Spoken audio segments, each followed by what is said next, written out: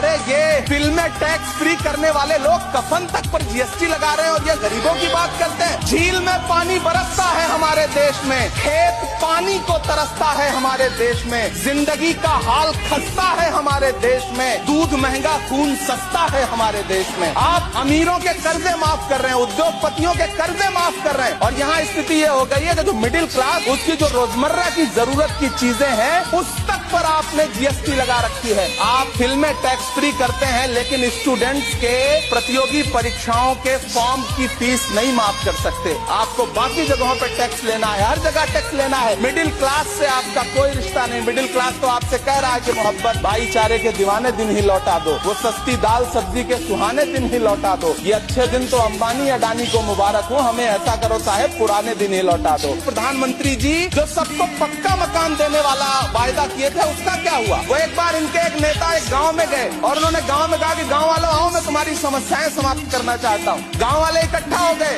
नेताजी ने गांव वालों से कहा बताओ तुम्हारी 2 समस्याएं बताओ, मैं दोनों समस्याओं का यहीं पे समाधान करूंगा। तो गांव वालों ने कहा साहब हमारी पहली समस्या है कि हमारे यहाँ कोई हॉस्पिटल नहीं है। तो नेताजी ने मोबाइल निकाला, कहीं फोन मिलाया और मिला के फोन पे पता नहीं क्या कुछ कहा कि यहाँ गांव में हॉस्पिटल नहीं है, हॉस्पिटल तुरंत यहाँ हॉस्पिटल चाहिए। गांव वाले खुश हो गए कि 1 मिनट में यहाँ हॉस्पिटल आ रहा है। अगली समस्या के बारे में उन्होंने नेताजी ने गांव वालों से कहा कि मैंने आपकी पहली समस्या समाप्त कर दी, दूसरी समस्या बताओ। तो गांव वालों ने कहा साहब इस गांव में कोई भी मोबाइल का नेटवर्क ही नहीं है। ये है इनके काम करने का तरीका, ये है झूठ बोलने का तरीका।